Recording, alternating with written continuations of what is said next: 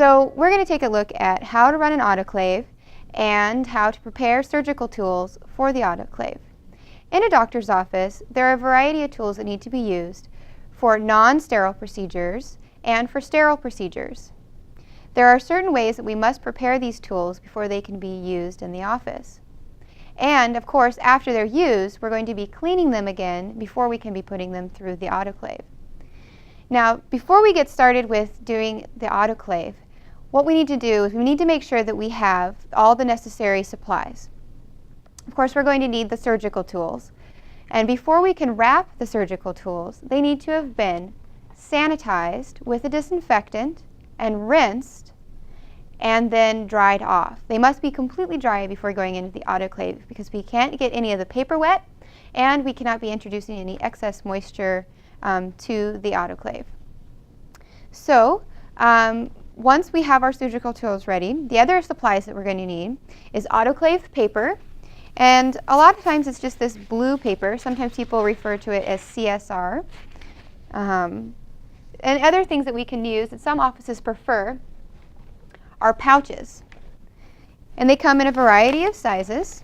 They're very handy to use. And as you'll see later when we do wrapping, this is a lot easier option.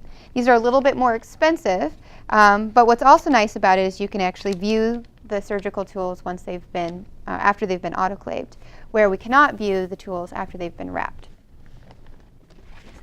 There are also a variety of pouches available. So some come already pre-made with a size, others come in a roll where then we can customize the size that we need, and we cut it and use tape to secure the ends when we're done. So I'll be showing you how to wrap tools first, and then we'll look at how to put instruments into a pouch. Okay, so to get started with wrapping, this is a little bit more complex surgical set, but it's a nice demonstration of how to wrap a surgical set. So for all of our tools that have hinges, we need to make sure that they're all open. The reason why we want to make sure that we put something in place here to keep all these hinges open is because we want the tools to be open so that all the surfaces are going to be exposed to the incredibly hot air that will be created by the autoclave. In the case of instruments like this vaginal speculum, it's also called a Graves speculum due to the shape, we want to make sure that all of these clamps are open. As you can see, they can be tightened down and shut completely. So we want to make sure that they're open and loose. Also here we want to make sure that this is also open and loose so that the whole instrument is moving freely. We know that all the surfaces are then open to the air. We want to make sure whenever we're putting together a package that we're putting it in an order or in a fashion that works well with the practitioner and how they would use the set. For the tools to assemble a vaginal pack, and this will vary from office to office, I put the speculum at the bottom, I put the sound on the bottom, I put the tenaculum next with the cotton, I have the uterine forceps next,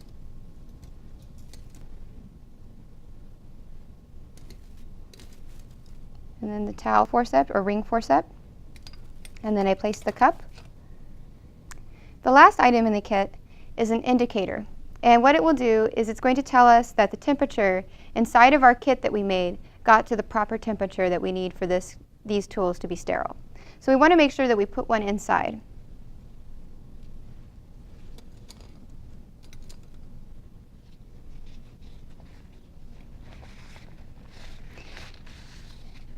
Okay. When we're folding them, it will be based on the size paper that we have and the tools that we're folding. The general idea is that we want to make a kit that it can be easily opened by the physician without compromising the sterile nature of the tools. So we make these little lips so that someone can go and grab it and pull it in that fashion without ever touching the inside of the kit. So I like to get rid of some of the excess paper by folding it up like that and then coming over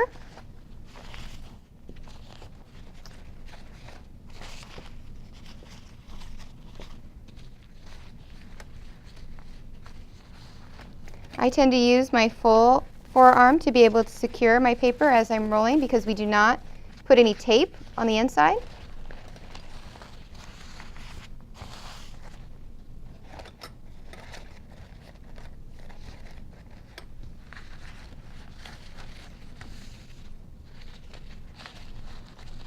And then fold that down.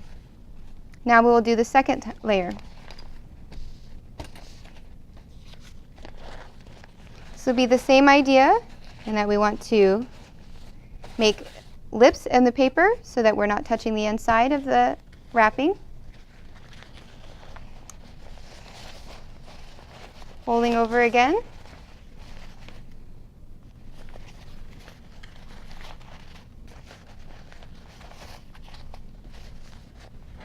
Getting some of the excess paper folded up inside.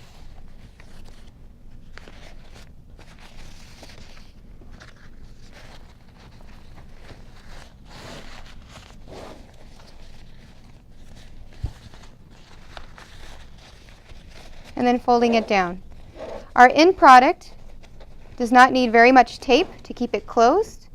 It is tight, but not too tight. It allows for airflow with inside the package, but keeps everything well bundled.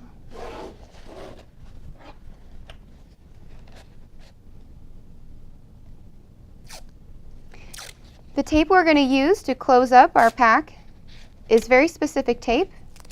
This is autoclave tape. It can handle the temperatures that we're going to put it through in the autoclave, and it also has an indicator built onto the tape.